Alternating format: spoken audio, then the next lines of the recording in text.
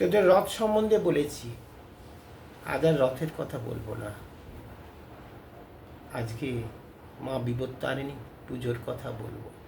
তোরা কিভাবে কি থেকে তোদের সমস্ত কিছু বিপদ সংকুল পথ থেকে তোরা সুপথ ফিরে পাস, সেই কথা বলবো তোদের। সোজা রথ থেকে উল্টো রথের মধ্যে একটি মঙ্গলবার একটি শনিবার পড়ে।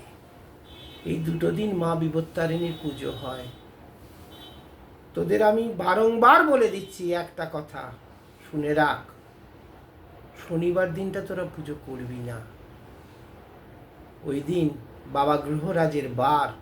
সামান্যতম কিছু ভুল যদি মাতৃপুজোয় হয়, সেই ভুল কিন্তু তোদের মুশকিল আসান করার চাইতে মুশকিল ডেকে আনবে জীবনে। তোরা প্রত্যেকে চেষ্টা করবি মঙ্গলবার দিন, রবিবার রথ হচ্ছে, মঙ্গলবার দিন বিপত্তারিণী পুজো করার। কিভাবে পুজো করবি তাও বলে দিচ্ছি। তোদের কোনো মন্দিরে যেতে হবে না, তোদের কোথাও যেতে হবে না। একমাত্র শক্তির এই রূপ,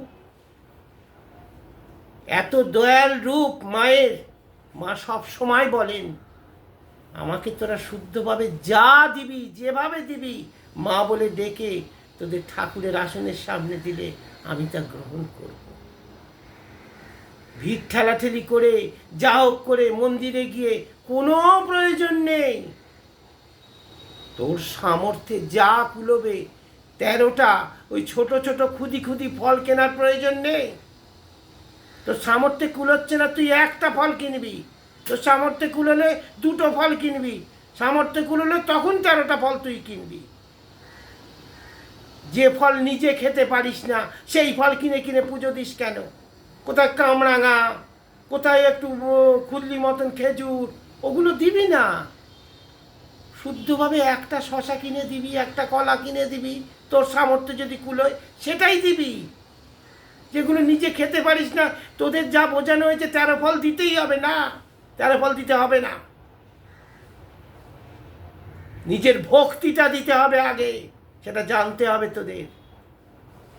দশকর্মায় পাবি লাল লাচি সুতো, 13 হাত সুতো মেপে নিবি, 13টি দুব্য দিয়ে, 13টি গিঁট দিয়ে, হ্যাঁ, বাড়ির প্রত্যেকের জন্য ডোর বানাবি। তোর যা সামর্থ্যে কুলোবে সেই ফল কিনে তোদের নিজের ঠাকুরের আসনের সামনে দিবি। আর জল দিবি 1 গ্লাস, মিষ্টি যা কিনবি দিবি, আর ওই ডোরগুলো দিবি। দিয়ে তোদের প্রত্যেকের ঠাকুরের আসনে কোনো না কোনো মায়ের পট আছে, মা বিপত্তারিণী সব পটে বিরাজ করে, সেই পটের সামনে দিবি আর বলবি, মা তোমার জন্য এইটা আমি ব্যবস্থা করতে পেরেছি। তোরা নিজেরা উপলব্ধি করতে পারবি যে মা